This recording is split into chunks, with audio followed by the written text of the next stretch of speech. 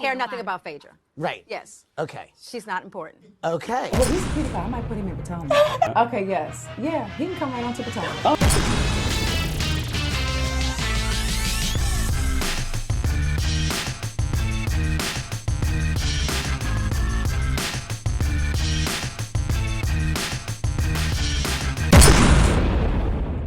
What's up, y'all? It's your boy Richard Scott. We're back with another video. I want to thank you guys so much for tuning into the channel. If you haven't done so, please hit that subscribe button down below and hit the notification bell button so you can be clued into when we drop new content right here on this channel. Now, today, we're going to be talking about the Real Housewives of Atlanta. We got a lot of Atlanta news coming out right about now, and we want to get into that. Okay, but before we do that, if you guys aren't following me on Instagram and Twitter, make sure you guys do so at DJ Richie Sky. Let's get into it now. You guys know that Eva is pregnant with her third child. Yes. And this is the flower child, okay? Because what happened over the weekend was that Cynthia Bailey, allegedly it was her, threw Eva Marcille a flower child themed baby shower. Yes. I'm all here for it. All the ladies allegedly attended, okay? Apparently, everybody brought gifts. Everybody was in a good space with Eva. Good, we got good photos here. Everybody's looking good. Allegedly, the theme was like everybody had to wear something yellow. From what I can see online, it seemed like everybody followed the theme, except Media Takeout is reporting that Kandi showed up in some dirty jeans or something like that. Listen, we all know Kandi got money, and honestly, question, how often do y'all wash y'all jeans? And then let me know how y'all wash them. This is a question for the ages, I think, because I was just thinking about it the other day. I got some jeans that I just bought that I'm thinking like, I can't wash these jeans because they're that dark blue denim. You know what I'm saying? I feel like it's hard to figure out how to wash those. So I feel like, do I need to have them dry clean? Anyway, y'all comment down below on that. And I know that was random, but listen, sometimes we get real random right here on this channel. Now, back to what I was saying. Here we go. So apparently at this little baby shower, and maybe it wasn't little, all the lady was there. We got the Tanyas, we got Marlo, and Nene and Porsha were sitting beside each other, which lets me know that I think that there has been some sort of reconciliation there betwixt the two of them. Now, with Porsha seated in between Marlo and Nene, we know that Porsha has gotten a lot closer to Marlo as evidenced by their Instagram posts and that sort of thing. We also know that whatever beef that Eva had with Nene, I think that they're in a much better place as evidenced by photos on Nene's page and with her actually being in attendance at this event as well. So we got that going on. Now we will notice that Cynthia is seated further away from Nene, so we don't necessarily know if they still have beef from their little tete-a-tete or whatever you want to call it from a few weeks ago where Nene was waving her hand in her face as they were being filmed, having some sort of disagreement. Now, I actually think that really Nene and Cynthia are probably more like sisters than anything else. And like any brother and sister duo or trio, there's gonna be some fights and altercations. So hopefully everybody has been able to kind of get back on the same accord. Now, let's get into the good stuff, okay? Because it is alleged, and let me get to this this news. Media Takeout is basically reporting that at this shower, okay, Kenya and Nene got into it, okay? Now, apparently it was full of fun and drama, and the two got into a fight. Now, first of all, given that it's Real Housewives of Atlanta and where we are currently in this day and age with how the ladies film, I don't actually think that it was a physical altercation that was had. I think it was more of an argument. And apparently Nene ended up charging at Kenya, decided saying like a runaway buffalo, and said that Marlo held her back and that Nene would have dragged Kenya worse than Porsha did. Now, apparently what caused the fight was this.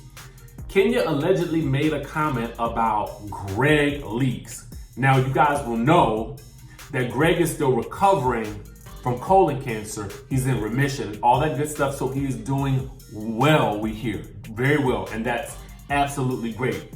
But why Kenya would actually say something about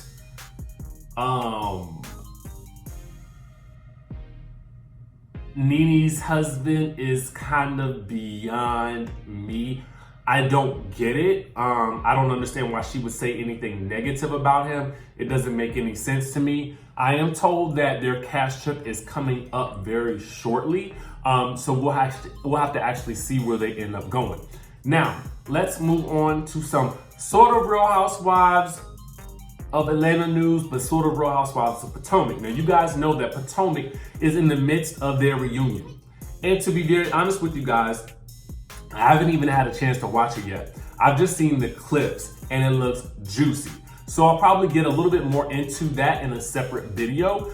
But what we do know is that Miss Gizelle Bryant actually revealed that she is back to dating her ex-husband, Mr. Jamal Bryant, who has a church that's based in Atlanta. So whether or not she will actually become a first lady again is yet to be seen. We don't necessarily know where they are in it, but we do know that it started sometime last fall. So this was probably after they finished taping. Now, what's interesting is when she was on Watch What Happens Live, she basically indicated that, the rumors could have definitely been true, that Mr. Jamal Bryant could have definitely indeed been the Mr. Chocolate that Kenya Moore and Cynthia referenced when they had confronted Phaedra about her either extramarital affair or whoever she was moving on from Apollo with, okay? So Gizelle acknowledged that that could have been true, but Pastor Jamal says it was not true. With all of this playing out on the television, is anybody else wondering how his congregation is dealing with all this? Like, I guess because of whatever happened, their divorce happened. They've been divorced for 12. Pastor Jamal and Gizelle have been divorced for about 12 years, according to her. So, to me, I wonder, does a pastor's infidelities, does it have any effect on the congregations or the people that follow the pastors? Now, I understand this. People are not perfect and people are not their mistakes, okay? But at the end of the day, you sort of look to your pastor to be the person that can give you wisdom. But maybe an imperfect person is the better person to provide wisdom because they have been through some things. Y'all comment down below, let me know what y'all think about this, because I'm kind of on the fence about it, and I just wonder how his congregations sort of handle all of that. And then how they would handle him getting back with Gizelle, who, while I love her, is probably the messiest person on the Real Housewives of Potomac. But at the end of the day, we also have to know that it is a reality TV show. So it could just be that she's just messy for the cameras, but not really like that in real life. We don't know. But back to what I was saying. So anyway, when asked about this on Watch What Happens Live, she basically said, it could be true. He denied it, but she does not care one way or another because to her, Phaedra is unimportant. Yes, she went there. Now, listen, I've been seeing people talk about this online, but I feel like it's actually no shade to Phaedra. Listen, and if you like this is my thought. If you are with somebody, like I can't be concerned about my bae's ex unless my bae's ex is doing the most to try to get back in bae's life. You know what I'm saying? And even still, I feel like that's bae's responsibility to make sure that I'm never affected by that, right? So my thought is this: the other person, the old person, has to become unimportant because I can't really focus on the past while I'm trying to really dedicate my time and my energy to the future. You understand what I'm saying? So at that sense, she does become irrelevant. Now, is she irrelevant in general? No, because she's about to be on marriage boot camp for whatever reason. I don't know. But anyway, let me know what y'all think. If you think that she was really indeed trying to shade Phaedra. She could have been. She gave some very first lady shade and some shady looks during the interview. I will post that down in the description link in this video so that you guys can go back and reference that. But let me know what you guys think. Let me know if you guys think that, you know, Nene and Kenya definitely got into it at this flower-themed baby shower that Eva had. Let me know if you guys think that it's wise for Gizelle to get back together with her ex, and if she was actually shading Phaedra when she said what she said. She did give a kind of shady look. Also, let me know if you guys caught the Real Housewives of Potomac reunion. After I do all of my edits, I'm gonna get into it, and then we will definitely do a video about it if I feel like it's sort of like anything new comes out of the dialogue. It's oftentimes hard to recap reunions because there's not a chronological